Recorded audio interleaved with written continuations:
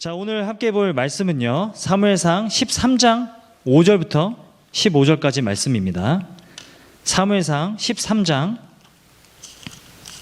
5절부터 15절까지 말씀을 함께 교독하도록 하겠습니다. 구약성경 427면에 있는데요, 여러분 함께 교독하도록 하겠습니다. 사무엘상 13장 5절부터 15절까지 말씀입니다. 제가 먼저 읽겠습니다. 블레셋 사람들이 이스라엘과 싸우려고 모였는데 병거가 3만이요 마병이 6천명이요 백성은 해변의 모래같이 많더라. 그들이 올라와 벤 아웬 동쪽 믹마스에 진침해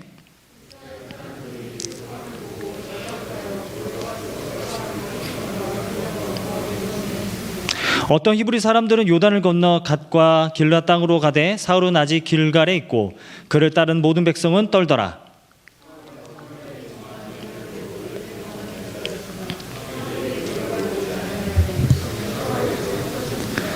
사울이 이르되 번제와 화목제물을 이리로 가져오라 하여 번제를 드렸더니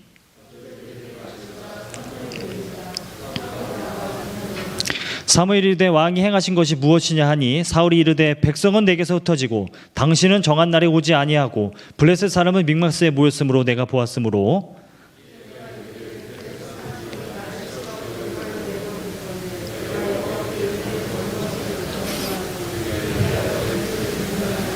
사무엘이 사울에게 이르되 왕이 망령되이 행하였도다. 왕이 왕의 하나님의 여호와께서 왕에게 내리신 명령을 지키지 아니하였도다. 그리하였더라면 여호와께서 이스라엘 위에 왕의 나라를 영원히 세우셨 것이거늘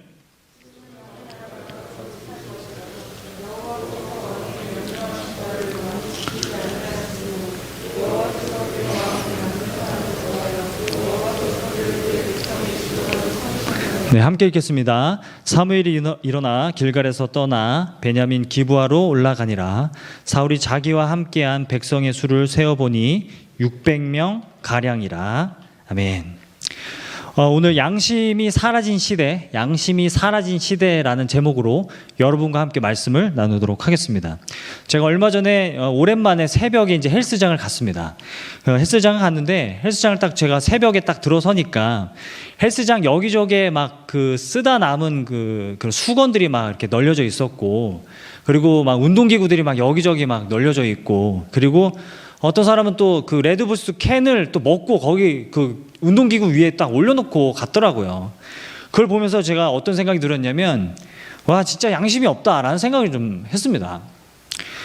그리고 가끔 제가 이제 뭐 자주 가는 건 아닌데 헬스장 가서 운동하다 보면 운동기구를 한참 혼자 쓰는 분들이 계세요.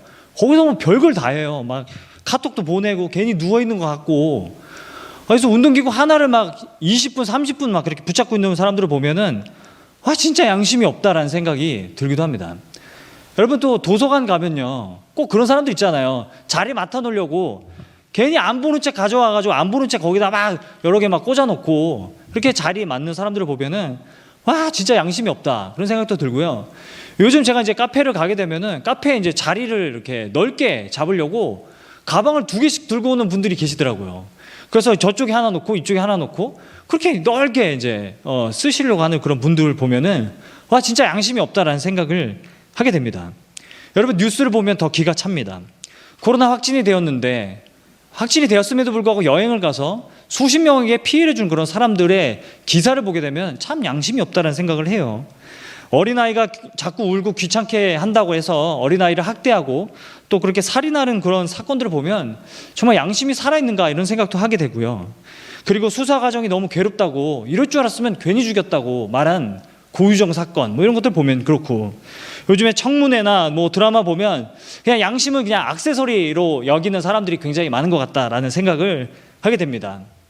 그런데 제가 올해 가장 충격적이었던 사건이 뭐냐면 9월에 있었던 을왕리의 음주운전 사건이었습니다.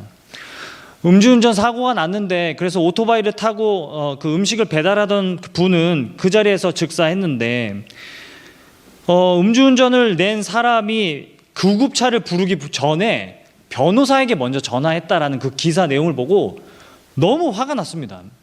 정말 양심이라고 있나? 요즘 보면 정말 양심이라고 있나라는 생각을 하게 됩니다. 양심이 다 사라진 게 아닌가, 이런 생각을 자주 하게 된다는 것이죠. 여러분, 이런 현상은요, 비단 오늘날의 문제만은 아닐 겁니다. 예로부터 계속 이런 사람들이 있었다라는 거예요. 여러분, 사무엘상 13장을 우리가 펼치고 있습니다. 얼핏 보면 이게 뭐 어때서 여기서 무슨 문제가 있나, 그렇게 싶은 그런 본문의 내용이 나타나죠. 여러분, 13장은 어떤 내용이냐면 사울이 블레셋과 이제 전투를 준비하게 되죠. 근데 여러분 2절을 한번 보세요. 2절을 보게 되시면 여러분, 사울이 왕이 되고요, 3,000명을 택해서 상비군으로 둡니다. 항상 자기가 데리고 다닐 수 있는 상비군으로 사용하는데 3,000명 중에서 2,000명은요 자기가 데리고 다니고요, 1,000명은 누구에게 줍니까? 자기 아들 요나단에게 줍니다. 그래서 요나단에게 주는데요, 문제는 뭐냐면 요나단이 1,000명을 데리고 블레셋에서 쳐버립니다. 블레셋 수비대를 딱 쳐버려요. 그러니까 화가 난 블레셋이 어떻게 합니까? 온 병력을 다 데리고 이스라엘에 치러 내려오는데 그 병력이 어마어마합니다. 여러분 5절을 보세요. 5절을 보시면 여러분, 블레셋 사람들이 이스라엘과 싸우려고 모였는데 병거가 3만. 여러분, 병거는요 지금으로 치면 탱크예요. 탱크가 3만 대고 마병이 6천이래요. 6천명. 그리고 백성은 해변에 모래와 같이 많더라. 블레셋이 온 병력을 다 끌고 이렇게 내려오고 있는 겁니다. 그런 상황이에요. 그래서 이스라엘 백성들이 어떻게 합니까? 너무 당황한 거죠. 사울의 군대가 당황해요. 그래서 6절을 보면은 사울이 당황합니다. 백성들이 다 당황합니다. 이스라엘 사람들이 위급함을 보고 절박하여서 굴에 숨습니다. 수풀과 바위 틈과 은밀한 곳과 웅덩이에 사람들이 숨기 시작해요. 7절을 보세요. 7절을 보게 되면 어떤 히브리 사람들은 요단강을 건너 도망갑니다. 그리고 아직 사울은 길갈에 있고 그를 따르는 모든 백성은 떨고 있습니다. 이런 상황 가운데 지금 있다라는 것이죠. 그런데 사울이 어떻게 합니까? 사무엘을 기다려요. 제사를 드려야 하는데 사무엘이 안 오는 겁니다. 그래서 7일을 기다리고 있죠. 그래서 7일을 기다리는데 안 오자 8절을 보게 되면 사울은 사무엘이 정한 기한대로 2일 동안 기다렸으나 사무엘이 길갈에 오지 아니하매 백성이 사울에게서 흩어지는지라. 그래서 사울이 사무엘을 대신해서 제사를 드립니다. 그런데 7일째 그날 제사를 딱 드리자마자 사무엘이 기다렸다는 듯이 딱 나타나가지고 뭐 하는 짓이냐 이렇게 나옵니다. 13절을 보세요. 13절 우리 같이 한번 13절을 읽어보겠습니다. 시작. 사무엘이 사울에게 이르되 왕이 망령되이 행하였도다. 왕이 왕의 하나님 여호와께서 왕에게 내리신 명령을 지키지 아니하였도다. 망령되이 행하였도다. 이게 어떤 표현이냐면요, 미친 짓을 했다, 이런 표현이에요. 지금 미친 거 아니야? 이렇게 사무엘이 사울에게 이야기하는 상황이에요. 여기 14절을 보면 더 잔인합니다. 한번 같이 한번 읽어보겠습니다. 시작. 지금은 왕의 나라가 길지 못할 것이라 여호와께서 왕에게 명령하신 바를 왕이 지키지 아니했으므로 여호와께서 그의 마음에 맞는 사람을 구하여 여호와께서 그를 그의 백성의 지도자로 삼으셨느니라. 이미 새로운 지도자가 세워졌다, 이렇게 얘기하는 상황이라는 거죠. 여러분께 묻겠습니다. 사울이 도대체 뭘 잘못했습니까? 기다렸잖아요. 안 왔잖아요. 가끔 아이들하고 이렇게 놀다 보면은 제가 그렇게 당부할 때가 있어요. 자, 아빠가 씻고 올 테니까, 샤워하고 올 테니까 너희도 빵 먹지 말고 아빠 기다려. 그러면 네, 그리고 기다려요. 식탁에서 기다려요. 근데 제가 샤워를 마치고 딱 나오자마자 막 먹기 시작합니다. 그래서 아빠랑 같이 먹고 있잖아. 그러면 아빠가 샤워 끝나면 먹으라며 막 애들이 막 그렇게 막 이렇게 뭐라고 할 때가 많습니다. 사울이 뭘 잘못했을까요? 저는 아무리 봐도 사울이 그렇게 잘못했나? 이거 한번 이랬다고 왕위를 폐위를 시키나? 이런 생각이 든다라는 거예요. 여러분, 오늘날 효율을 중시하고 그리고 융통성 있는 사고를 중시하는 이 현대의 관점에서 보면 이거 이해가 안 됩니다. 이거 너무한 거 아닌가? 라는 생각을 한다는 거예요. 사람이 이 정도 실수를 할 수 있는 거 아닌가? 라는 생각을 하게 된다는 거예요. 여러분, 그런데 이런 관점으로 보면요, 성경이 다 이해가 안 돼요. 보세요. 하나님은 그냥 고작 열매 하나 먹었다고 대대손손 다 지옥에 보내십니다. 그렇게 오해할 수 있는 거죠. 높은 탑 하나 세웠어요. 그거 하나 세웠다고 언어를 흩으셔가지고 우리가 지금 영어 배우고 막 제2외국어를 해야 되는 거잖아요. 그리고 반석을 좀 2번 이렇게 쳤다고 넌 가나안 땅에 못 들어가, 이렇게 말씀하시는 분이 하나님이라는 거죠. 제사 드리는 사람이 늦게 와가지고 제사 좀 더 제가 대신 드렸다고 너는 이제 왕이 될 자격이 없어, 새로운 왕 뽑았다. 이거 좀 너무하다는 생각을 하게 된다는 거죠. 여러분, 저희 교회는 이제 새벽 예배가 있는데 한 달에 한 번 정도 제가 새벽 예배 이제 담당이 돌아옵니다. 새벽 예배 담당을 이제 하게 되면요, 새벽에 서포터를 세워줍니다. 왜냐하면 이제 제가 만약에 새벽 5시까지 여기를 와야 되는데 못 오면 서포터가 대신 설교를 해야 돼요. 제가 서포터를 할 때가 있었어요. 근데 그날 제가 그냥 일어나서 왔겠지 하고 되게 편한 복장으로 온 적이 있었어요. 그런데 4시 55분이 됐는데 설교하시는 목사님이 안 나타나는 거예요. 제가 누군지는 말하지 않겠습니다. 바가지 머리 하고 다니는 그런 분이 계셨는데 안 나타나는 거예요. 56분, 57분이 돼도 어떡하지? 나 추리닝 바지 같은 거 입고 왔는데 막 어떡하지? 막 이러고 나가야 되나? 어떡하지? 내가 대신 설교해야 되나? 막 그러고 막 벌벌벌 떨고 있는데 58분에 딱 뛰어 들어오더라고요. 딱 뛰어와가지고 설교를 했습니다. 그런 적이 한두 번이 아니에요. 지금처럼 이제 설교를 격주를 하잖아요. 설교 있는 줄은 제가 좀 늦게 내려갑니다. 그럼 밑에서 송지송 목사님은 조마조마한 거죠. 자기가 설교할까봐, 준비 안 된 상태로 설교할까봐 조마조마한 거죠. 이런 경우가 굉장히 많다라는 거예요. 여러분, 제가 오늘 1, 2, 3부 예배 사회를 봅니다. 작년부 예배 사회를 보는데 사회를 보다가 가끔 담임 목사님이 늦게 오실 때가 있어요. 담임 목사님이 설교 시간이 다 이런 얘기해도 되는 건가? 잠깐만, 이거 유튜브로 나가고 있죠. 원고에도 없는 얘기를 괜히 해가지고 담임 목사님이 늦게 오실 때가 있어요. 그러면 조마조마합니다. 이러다 내가 설교해야 되는 거 아닌가? 여러분 상상을 해보세요. 그래서 제가 만일 담임 목사님 하도 안 오셔가지고 제가 대신 설교를 했다고 칩시다. 근데 담임 목사님 그때 딱 오시는 거죠. 지금 뭐 하고 있냐? 네가 미쳤구나. 그리고 또 뭐라고 하시겠어요? 청년 2부 담당자 새로 세웠다. 이렇게 말씀하신다면 이거 얼마나 좀 억울한가. 갑자기 억울함이 확 밀려오네. 그런 생각이 좀 든다는 거예요. 너무 부당하지 않습니까? 그런 생각이 좀 든다는 거죠. 뭘 잘못했죠, 사울이? 갑자기 지금 논리가 좀 꼬이고 있으면 사울이 도대체 뭘 잘못했죠? 그런 생각이 든다는 거예요. 11절 보세요. 11절 얼마나 구구절절하게 변명을 합니까? 11절 보면은 사무엘이 이르되 왕이 행하신 것이 무엇이냐 하니 사울이 이르되 백성은 내게서 흩어지고 당신은 정한 날에 오지도 않고 블레셋 사람은 mikmas에 모였음을 내가 보았으므로 12절에 보면은 내가 제사를 드려야겠다는 생각이 들어가지고 부득이하여 번제를 드렸나이다. 여러분, 여기 부득이하여가요 히브리어로 아파크라는 단어예요. 이 단어가 어떤 의미냐면 어쩔 수 없이 양심의 가책을 너무 느껴서 제사를 드렸습니다 라는 그런 뜻이에요. 여러분, 사울의 문제가 뭐라고 생각하십니까? 한번 생각해 보세요. 사울의 문제가 뭡니까?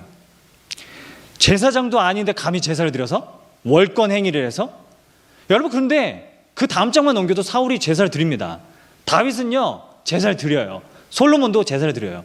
그럼 이거 뭐지? 뭘 잘못한 거지? 라는 생각이 든다라는 거죠.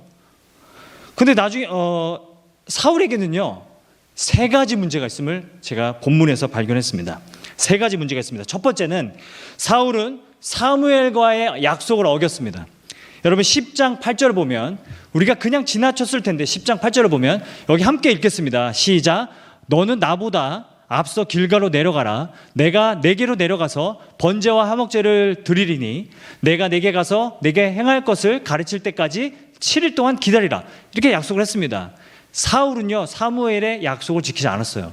사무엘은요 거기 7일 동안 너가 기다려라. 가서 내가 가르쳐 줄 것이 있다라고 얘기했는데, 여러분 사울은요 사무엘이 그냥 제사 드리는 사람으로만 봤지 사무엘이 나에게 뭔가를 가르쳐 줄 것에 대해서는 관심이 없었습니다.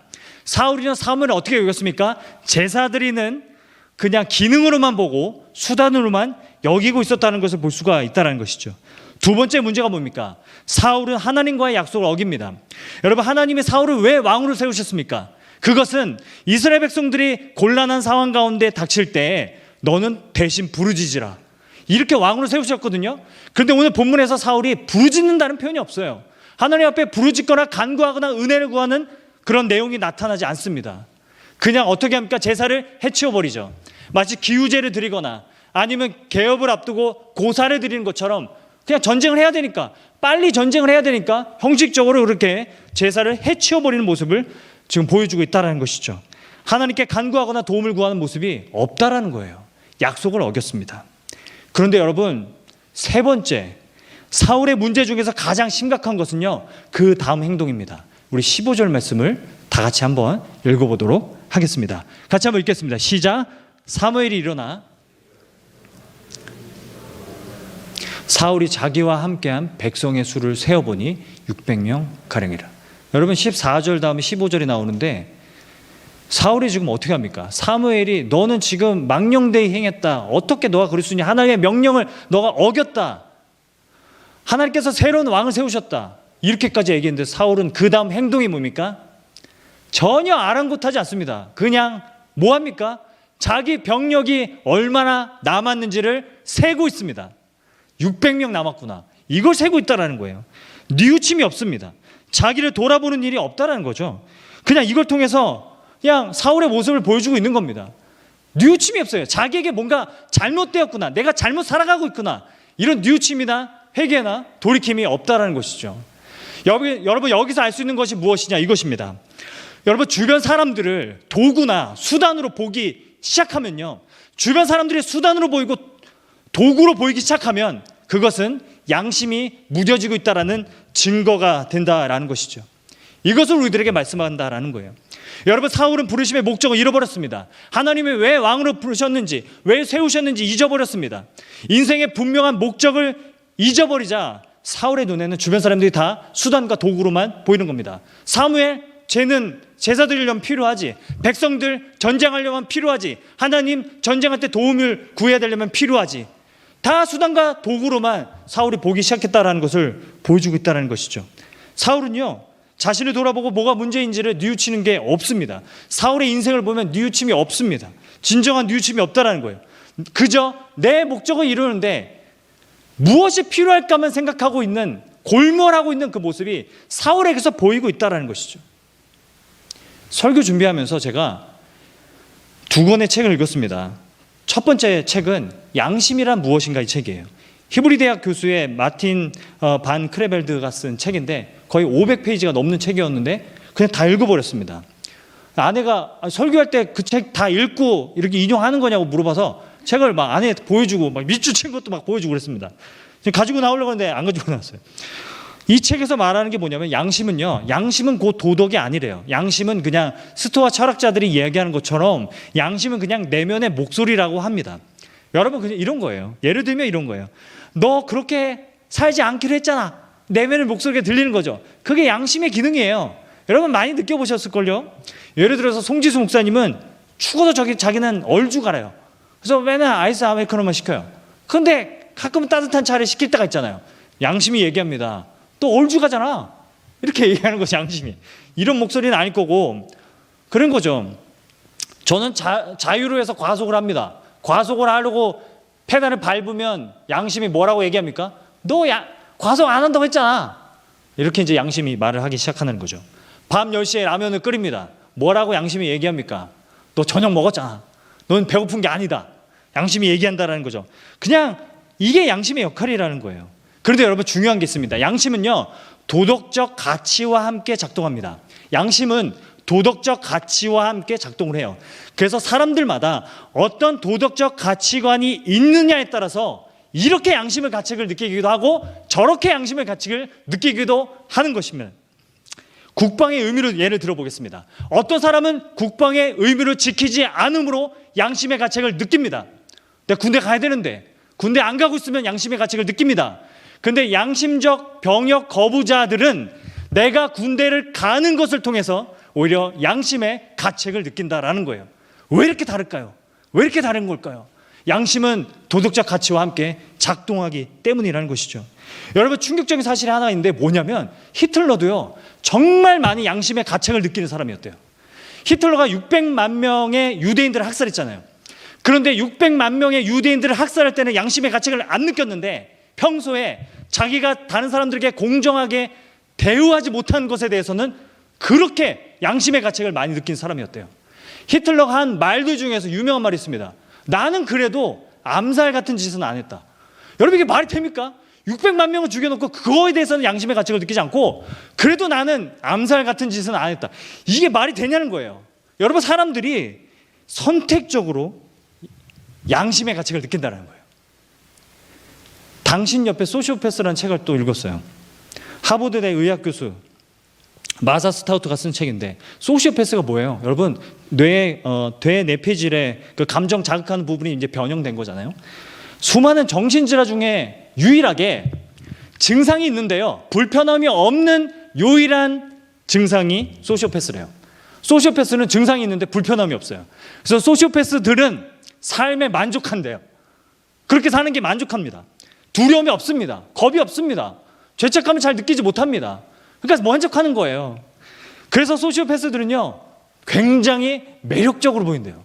소시오패스들, 여러분 주변에 매력적인 사람들은 소시오패스일 가능성이 굉장히 높다는 거죠.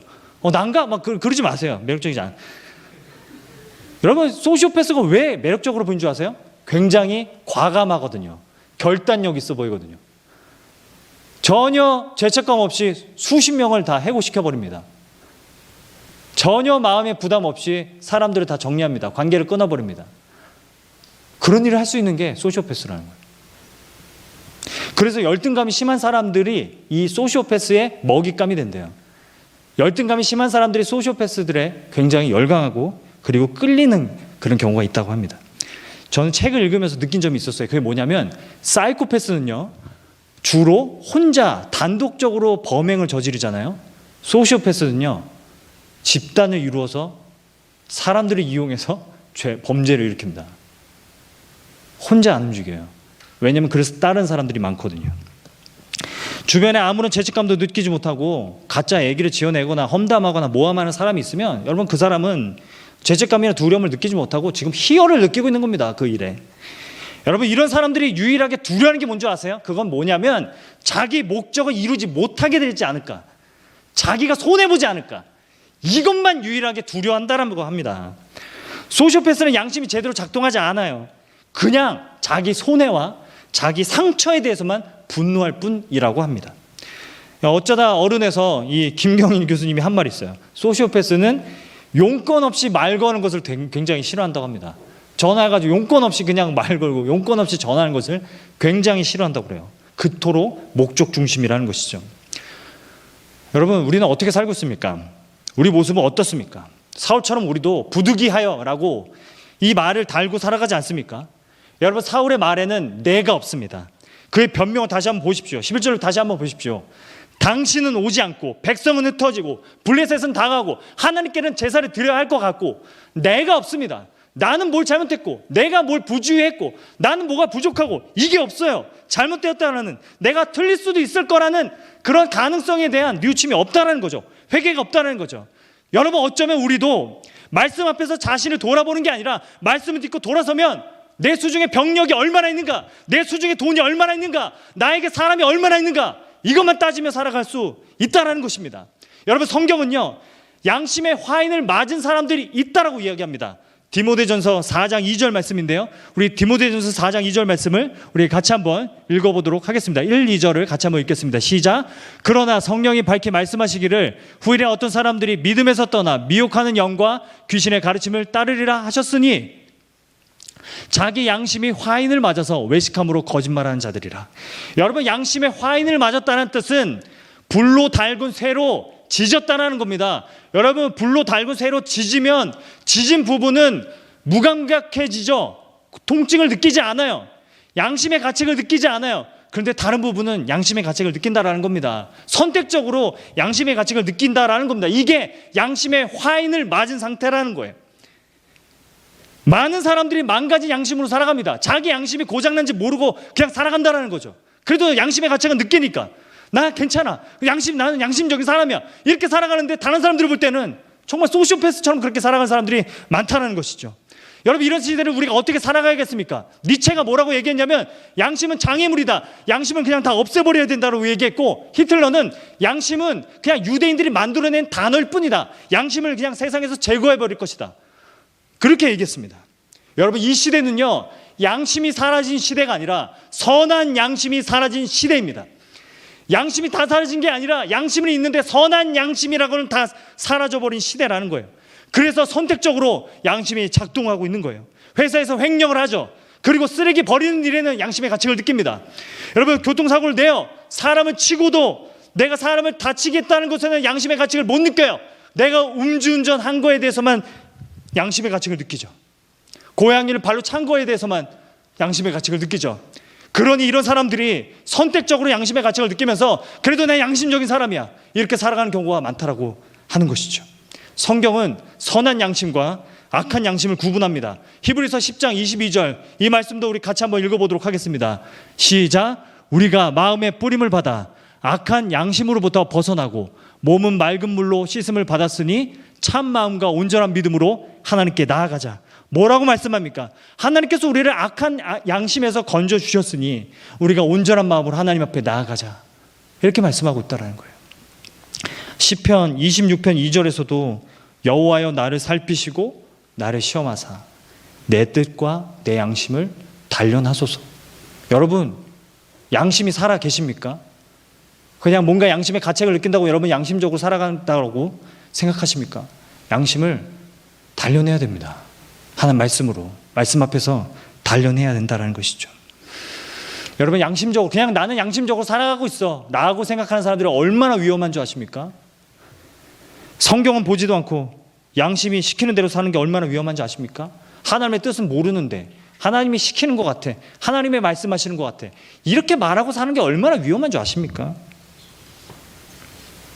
여러분은 기독교가 말하는 회개가 뭐라고 생각하십니까? 뉘우치고 하나님 다시는 안 그러겠습니다, 너무 양심의 가책을 느낍니다, 다시는 안 그러겠습니다. 여러분, 그게 기독교가 말하는 회개일까요? 아닙니다. 저는 그게 회개라고 생각하지 않아요. 다윗을 통해서 우리는 기독교 회개가 무엇인지 그 정수를 보게 되는데, 다윗이 내가 이제 똑바로 살겠습니다 이렇게 얘기하지 않아요. 하나님 내가 다시 그러지 않겠습니다 이렇게 얘기하지 않아요. 내 의지로 다시 한번 제대로 살아보겠습니다라고 얘기하지 않아요. 다윗은 자기의 양심도 믿지 못합니다. 그래서 다윗이 뭐라고 고백하는지 아십니까? 시편 51편 10절 말씀입니다. 하나님이여 내 속에 정한 마음을 새롭게 창조하여 주시고 내 안에 정직한 영을 새롭게 해주시옵소서. 내 안에 정직한 영을 창조해 주시옵소서. 여러분, 오늘 누가 이 기도를 여러분 들으시겠습니까? 하나님 내 정직한 영을 새롭게 하소서, 선한 양심을 가지고 살아갈 수 있도록 도와주소서. 여기 계신 분들 중에 누가 오늘 이 기도 하나님 앞에 들으시겠습니까? 하나님이 이것을 우리들에게 해주시려고 예수 그리스도를 보내주셨습니다. 그게 복음입니다. 그래서 예수를 주인으로 모시고 살아가는 자들에게 성령이 임해서 우리의 양심을 새롭게 하시고 우리의 마음을 새롭게 해주시는 게, 이게 구원입니다. 그 양심이 무뎌지지 않도록 하나님은 우리들을 통해, 예배를 통해, 말씀을 통해서 우리의 양심을 날마다 날카롭게, 무뎌진 양심을 날카롭게 하라고 말씀하십니다. 예배를 왜 드려야 됩니까? 우리의 무뎌진, 한 주 동안 무뎌진 양심을 다시 날카롭게 단련하는 시간이 말씀 앞에 서는 시간이고 예배 드리는 시간이라고 말씀하고 있다는 것이죠. 날마다 무뎌진 양심을 날카롭게 하며 새롭게 하며 살아가는 저와 여러분 되기를 소망합니다. 사울의 모습을 통해 보여주시는 것처럼 양심이 무뎌져서 그냥 자기는 돌아볼 생각은 하지 않고, 자기가 문제가 있을 거라는 생각을 하지 않고, 마음이 시키는 대로, 그냥 양심의 가책이 느끼는 대로 그냥 그렇게 살아가는 그런 모습으로 살아가는 것이 아니라 부디 예배와 말씀으로 하나님 앞에 무뎌진 양심을 새롭게 하여 하나님 내 안에 정직한 영을 새롭게 하시고 정직한 마음을 창조하여 주옵소서라고 기도하며 나아가는 저와 여러분이 되기를 축복합니다. 말씀을 맺겠습니다. 저는 평생 양심을 단련해 갔던 한 사람을 소개해드리고 싶습니다. 종교개혁을 일으켰던 마틴 루터입니다. 루터는 95개조 반박문으로 당시 그 로마 카톨릭 교회에 비판을 했습니다. 1521년 4월 보름스 제국 회의에 참여했습니다.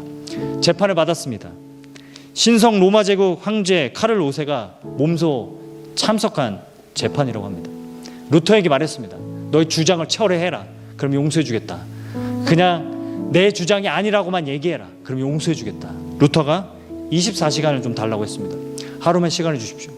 하루 동안 루터가 하나님 앞에 간절히 기도합니다. 그리고 최후의 변론을 다음날 하게 되죠. 이렇게 얘기합니다. 교황 똘마니들의 더할 수 없이 사악한 가르침과 본보기로 전 세계 기독교인들의 몸과 영혼이 황폐해졌다. 누구도 이러한 사실을 부정하거나 숨길 수 없다. 모든 사람의 경험과 불평은 교황의 법과 인간이 만든 교리로 충직한 신앙을 가진 양심이 끔찍할 정도로 시달리고 고통당하고 고문을 받았음을 생생히 증언한다. 나는 성경의 기록과 명확한 이성에 비추어서 내가 무슨 잘못을 했는지 납득할 수가 없다. 교황도 공의회도 자주 오류를 범하고 모순된 말을 일삼는 통에 나는 도저히 믿을 수가 없기 때문이다. 내가 인용한 성경 말씀은 나의 양심을 북돋워 주므로 나는 하나님의 말씀만 굳게 믿는다. 그래서 나는 아무 주장도 철회할 수가 없다. 나는 여기 서 있다. 나는 절대로 물러서지 않겠다. 양심을 거스르는 일은 안전하지도 않고 은혜롭지도 않기 때문이다. 주여 저를 도와주소서. 아멘. 이게 루터의 마지막 말이었습니다. 평생 말씀 가운데 양심을 세우고 단련시키고 선한 양심으로 살아가는 사람의 양심적인 고백, 양심적인 선언이 얼마나 빛을 발하는지 우리는 보게 됩니다.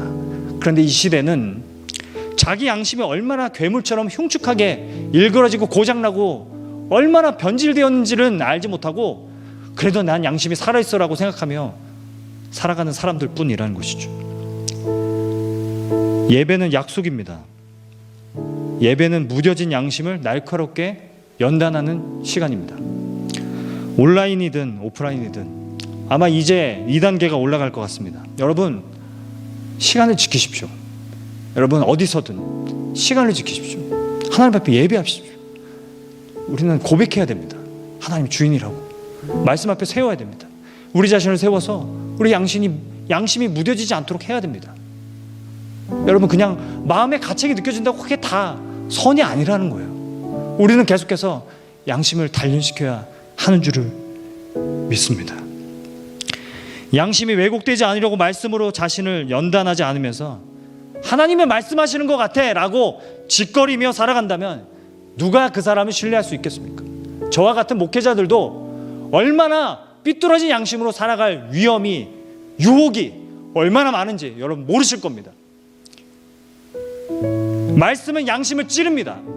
말씀은 양심을 깨뜨립니다. 선한 양심을 창조합니다. 여러분 이게 필요합니다. 이 세상 살아가면서 왜 그렇게 우리의 마음이 답답한 줄 아십니까? 선한 양심을 갖고 있는 사람들이 없기 때문입니다. 그래도 난 양심껏 했어라고 말하지만 선한 양심을 갖고 살아가는 사람들을 보기가 어려운 그런 시대를 우리가 살아가고 있기 때문입니다. 이럴 때 누가 오늘 예배 시간에 하나님 제 양심을 새롭게 하여 주옵소서, 제 마음을 새롭게 하여 주옵소서, 정직한 영을 새롭게 하여 주옵소서라고 기도하시겠습니까? 많은 기도 제목 가지고 우리 나왔습니다. 여러분 누가 이 시간에 하나님 내 마음을 새롭게 창조하여 주옵소서라고 기도하시겠습니까? 여러분 그렇게 살아가고 싶으신 분이 얼마나 있습니까? 양심이 부담된다고 제거해버리면 소시오패스가 됩니다. 여러분 신앙이 부담된다고 제거해버리면 영적인 소시오패스가 돼버리는 겁니다. 여러분 부디 나를 사랑하시고 자기 자신을 버리신 예수 그리스도를 여러분 마음에 모시고 자기 양심을 날마다 새롭게 하고 연단해서 진정한 회개를 회복하며 선한 양심이 사라진 이 시대를 살아가는 저와 여러분이 되기를 주님의 이름으로 축복합니다. 이 시간 우리가 기도하며 나아갈 것입니다. 이 시간 기도하며 나아갈 때 우리 마음 가운데 하나님께서 우리의 마음을 쪼개시고 우리의 마음을 찌르시고 그래서 우리의 마음을 무뎌진 양심을 새롭게 하고 우리 안에 정직한 영을 새롭게 하시기를 간절히 축복합니다.